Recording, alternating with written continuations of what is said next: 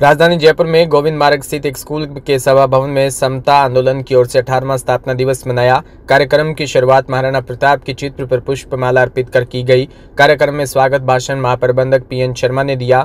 संस्थापक सदस्य मोहनलाल माहेश्वरी ने सभी आगंतुकों का दुपट्टा उठाकर अभिनंदन किया। कार्यक्रम में मुख्य अतिथि air vice marshal Ashok Kumar Sharma ने समता आंदोलन को एक राष्ट्रवादी समतावादी आंदोलन बताते हुए इसके कार्यकलापों की प्रशंसा की। पूर्व जस्टिस पानाचंद जैन ने संरक्षक के रूप में उद्बोधन देते हुए बताया कि समता आंदोलन संविधान की मर्यादाओं की चारदीवारी में चलाए जाने वाला एक ऐसा आंदोलन है जो भारतीय संविधान की अक्षरश सख्त पालन और सुनिश्चित करवाने के लिए प्रयासरत है।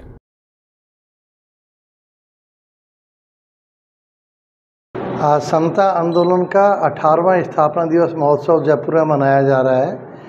इस आयोजन के दौरान एक तो ये प्रस्ताव पारित किया गया है कि जिस प्रकार हमारे जो सुप्रीम कोर्ट का निर्णय था उसको लागू करते हुए वर्ष 2012 में अखिलेश यादव की सरकार ने उत्तर प्रदेश में पदोन्नति में जातिगत आरक्षण समाप्त कर दिया था, उसी प्रकार राजस्थान सरकार के मुख्यमंत्री भी श्री भजन लाल जी पदोन्नति में जातिगत आरक्षण को राजस्थान में समाप्त करें, अन्यथा आने वाले जो लोकल बॉडीज़ चुनाव हैं या जो ग्राम पंचायत चुनाव हैं उनमें हम सरकार का विरोध करेंगे और जनता को जागरूक करेंगे कि सरकार जातिगत वैमनस्य बढ़ा रही है और लोक प्रशासन में जातिगत दुर्भावना फैला रही है। दूसरा, हमने जनता को या अपने कार्यकर्ताओं को यह आश्वस्त किया कि जो जातिगत जनगणना हो रही है उससे 50% की जो लिमिट है आरक्षण की, जातिगत आरक्षण वो बढ़ेगी नहीं घटेगी, क्योंकि जातिगत जनगणना से जो प्रामाणिक आंकड़े हमारे पास आएंगे उससे बिल्कुल स्पष्ट रूप से हम कोर्ट में लड़ाई लड़ पाएंगे, क्योंकि 75 सालों के विकास के कारण से पूरी जनता का बहुत ज़्यादा अपलिफ्टमेंट हो चुका है। पिछड़े, वंचित और दलित कमज़ोर लोग 10-15% ही बचे हैं देश में, ज़्यादा है ही नहीं।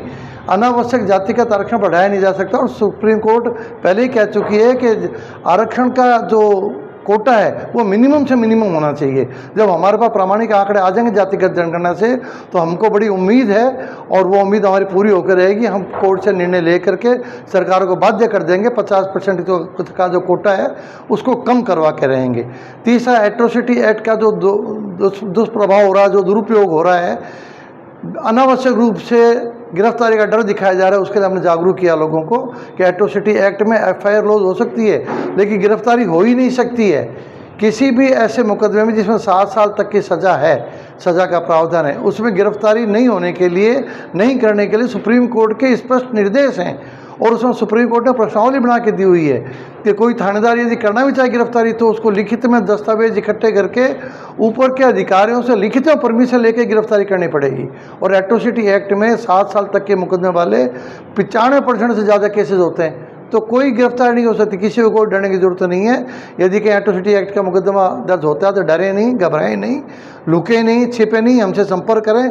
समता आंदोलन के किसी पदाधिकारी से संपर्क करें, हम आपका सहयोग करेंगे। पाराशर नारायण शर्मा, अध्यक्ष समता आंदोलन।